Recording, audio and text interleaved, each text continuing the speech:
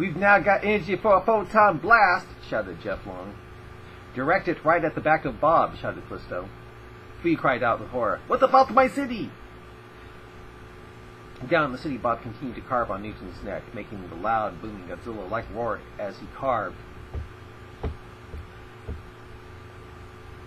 Good thing Bob chose to turn his hand into a dull knife, shouted the crewman Doug Davis. The crew of Mutiny couldn't stand to see what was happening to their captain. Get out of there, Newton, they vainly shouted at the viewing screen. Forgive me, Fuyu, said Callisto, but Newton is too important here. He then turned to Obacopa and shouted, Fire. And a bright, glowing bolt of energy shot down out of Mutiny and struck Bob in the back. There was a loud, sonic boom of an explosion, followed by tons of dust and sand that filled the air in a large cloud. The explosion of Bob killed just about all in a 2-mile radius. When the cloud of dust diminished, Newton was standing 500 feet tall in the ruins. As another mountain of dirt formed right in the heart of the city. Bob is coming back, shouted Sheena. It's hopeless, said Major Matt Mason, the non-mutated clone of Newton. Get out of there, Newton, commanded Callisto. As Bob formed, Newton shrank. When Bob was complete, Newton was back to his normal size. Bob walked over to the cowering Newton, who was looking for a place to fly off to. Bob raised his huge sandaled foot over the wide-eyed Newton and was just about to crush Newton out of existence when suddenly Newton was beamed back aboard Mutania. The crew ran down to the transporter room to check Newton out. I'm fine, said Newton, as his neck and throat began to quickly heal back up. Thanks for using some of my energy to distract it like that, but what about Bob? Can we stop him from destroying the city with the reabsorbed energy? Down in the city, Bob made a loud roar of the sentence in its native tongue that sounded a lot like Godzilla, like a Godzilla roar. Its cap glowed a rainbow of colors. Those familiar with the glowing cap knew what that meant. Fuyu, who stayed on the bridge, turned away, knowing what it meant also. Bob opened its newly bearded mouth, that was now gray, and the Godzilla-like spray it had for destroying cities, for past rebelliousness, shot out, catching city block after city block on fire. The giant Bob then walked about, kicking, crushing, and smashing what was left from the fight it had with Newton, fanning the flames in the city with its giant flowing white robe. Mutania fired down on Bob a second time, using a weaker bolt of energy, hoping that if it was weaker, there wouldn't be such a devastating explosion like the last time. But still, the same bomb effect occurred, destroying more of the city. When Bob formed again, Newton demanded that they try using a phaser beam on it, but the same thing happened again, destroying even more of the city.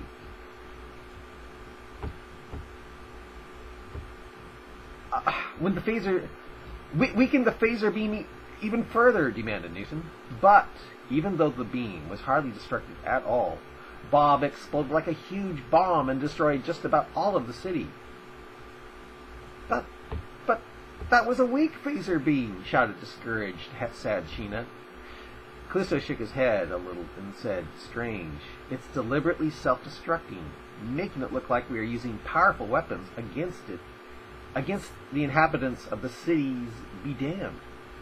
It's as if it's trying to get the Papanars to think we don't care about where or when we attack Bob, just as long as we attack him. No doubt, this is Bob's way of trying to create fear and alienation in the minds of its slaves toward anyone who might try to free them from it. And Bob suddenly came out of the ground again. Newton just stood on the bridge. He shook his head from side to side and said, It's damned if we attack, and it's damned if we don't. We can destroy Bob, but in the process we just kill and hurt the innocent being that it deliberately hides among them. No doubt it will forever now hide among them, making it so we kill its victims if we tried to kill it in our attempt to free its victims. Like a cancer, said Obakoba. A sick, evil cancer. A few minutes later, it was hard to see anything due to all the smoke and fire. On Newtin, the crew just stood stunned. They couldn't believe the recuperative powers of Bob. Newtin had failed horribly and caused the death of thousands of innocents in his effort to protect a city from such a hideously oppressive monster. Now all the crew of Newtin could do was watch. A couple of hours later, Newtin was back in his throne, looking exactly like he did before the fight. Jeff Long walked up to Newton and said, "Newton, why don't we leave Bob and Ramadar alone? Ain't no way we can beat them. They be too strong for us. Know what I'm saying? Well, it was a cool fight. Not as cool as the one you had with Quetzalcoatl, but cool all the same. Know what I'm saying? That fight was both shocking and iron. Know what I'm saying?" Newton looked depressed and said, "Maybe you're right, Jeff. It might not be possible to free the people down there. After all, Bob apparently is too powerful. If we could find the planet it came from, or where it comes from, this planet Ramada, then I bet we could destroy him. But where is it located? And of course, is there even a planet Ramada? That might be a lie as well, brought about from the glowing being who you talked about. This parasite is probably nomadic and doesn't even belong to any planet."